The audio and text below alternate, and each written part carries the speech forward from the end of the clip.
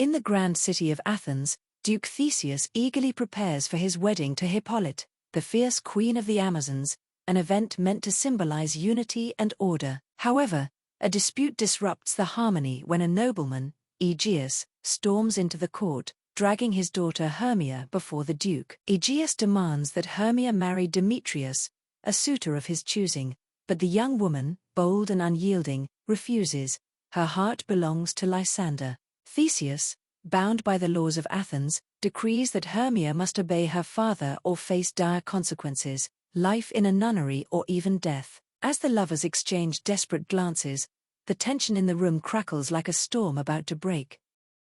Determined to defy fate, Hermia and Lysander devise a plan to flee Athens and seek refuge beyond its rigid laws. They will meet at night in the enchanted woods, where no ruler can dictate their hearts. Hermia, trusting her friend Helena, confides in her, but love is a cruel master. Desperate to win Demetrius's affections, Helena betrays Hermia's secret, hoping to earn his gratitude. As night falls, all four young lovers find themselves drawn into the darkened forest, each for their own reasons, unaware of the mischief that awaits them.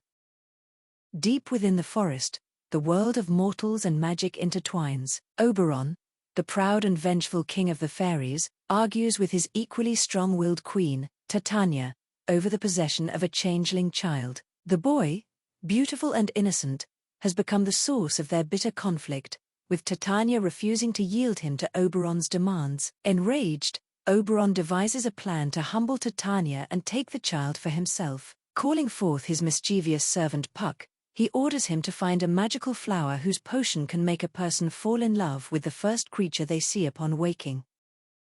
As Oberon watches the quarreling mortals, he takes pity on Helena, whose love for Demetrius remains unrequited. He commands Puck to use the same love potion to make Demetrius fall for her. However, the trickster spirit, ever playful and careless, mistakes Lysander for Demetrius in the dark woods. Upon waking, Lysander's eyes glow with the spell's enchantment, and he gazes at Helena with sudden, overwhelming adoration. Confused and frightened, Helena recoils, believing this must be some cruel joke, while Hermia, waking alone, finds herself abandoned.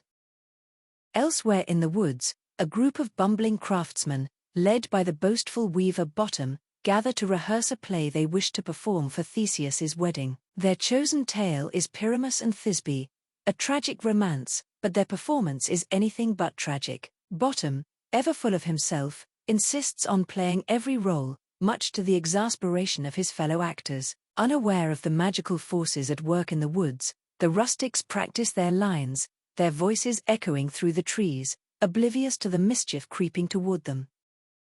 Puck, always eager for amusement, spies the self-important Bottom and decides to play a trick of his own. With a flick of his fingers, he transforms Bottom's head into that of a donkey. The oblivious weaver, feeling no change, startles his friends into a frenzy of screams as they flee in terror. Just then, Titania, under Oberon's spell, awakens and lays eyes on the newly transformed Bottom. The queen of the fairies, drunk on enchantment, showers him with adoration, much to Bottom's bewildered delight. Chaos consumes the forest as Helena, pursued by both Lysander and Demetrius, grows increasingly distressed. Believing herself to be the victim of a cruel joke, she lashes out at Hermia, thinking her friend has conspired against her. Hermia, now furious and heartbroken, accuses Helena of stealing her love. The men, driven by the magic's influence, nearly come to blows, their words sharp as daggers in the night air. The forest trembles with their shouts, the magic having turned love into war. Seeing the chaos he has wrought, Oberon orders Puck to set things right. With a knowing grin, Puck lures the feuding lovers into a deeper sleep, ensuring that when they wake, all will be restored. With careful precision, he undoes the love potion's effects, restoring Lysander's heart to Hermia. The night air still hums with magic as Puck watches over them, his tricks nearly played to their end. With his revenge complete, Oberon lifts the spell from Titania's eyes. She awakens in horror, shuddering at the memory of her infatuation with a donkey-headed man. Oberon, now appeased, extends his hand, and the two reconcile, the changeling child forgotten in the warmth of their reunion. As the fairies weave new enchantments through the forest, Titania turns away from Bottom, who snores blissfully, unaware of the strangeness of the night. As dawn stretches its golden fingers over the horizon, Duke Theseus and his hunting party ride through the forest, the echoes of hounds and horns filling the air. They stumble upon the slumbering lovers, tangled in the remnants of their enchanted night. Blinking in confusion as they wake, Hermia and Lysander embrace, their love restored, while Helena and Demetrius exchange uncertain yet hopeful glances. Seeing their joy, Theseus, with a magnanimous heart, declares that both couples shall be wed alongside him and Hippolyte, bringing an end to their tangled afflictions. Meanwhile, deep within the quiet woods, Bottom stirs from a deep and peculiar sleep, stretching his limbs with a groggy yawn. He reaches for his face, puzzled by the strange sensation of fur lingering in his memory, yet when he looks in a nearby pool of water, he sees only his own human reflection staring back. Shaking his head, he chuckles, dismissing it all as the strangest dream he has ever had. With renewed excitement, he rushes back to Athens, eager to rejoin his fellow craftsmen and prepare for their performance. Back in Athens, the city bustles with joyful preparations as 3 weddings are set to take place. Theseus and Hippolyte preside over the celebration, their regal presence a symbol of order restored, while the young lovers, now paired with their true matches, revel in their happiness. Amidst the music and laughter, the rustic craftsmen, newly reunited with Bottom, prepare for their moment in the spotlight. The air hums with anticipation as the noble guests settle in to witness the performance.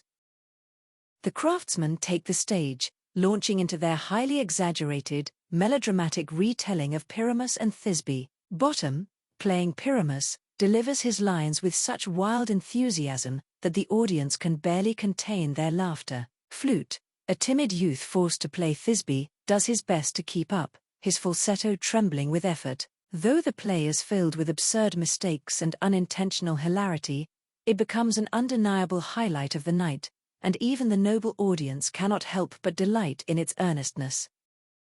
As the wedding celebrations draw to a close and the mortals retire to their chambers, the fairy realm awakens once more. Oberon and Titania, now at peace, appear with their luminous court to bless the palace with magic unseen. Soft, ethereal lights drift through the air, and the faint sound of laughter ripples through the night, ensuring prosperity and harmony for all within Theseus's halls. Though the mortals will never remember this touch of enchantment, the fairies' whispers linger in the still air, a silent farewell to the world of men.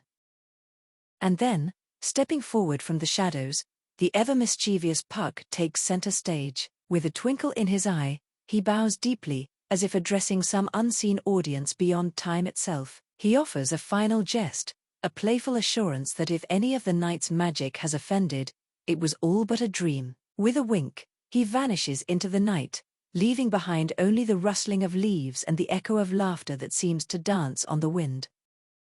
Let us know in the comments what books you'd like to see us summarize next. Happy learning!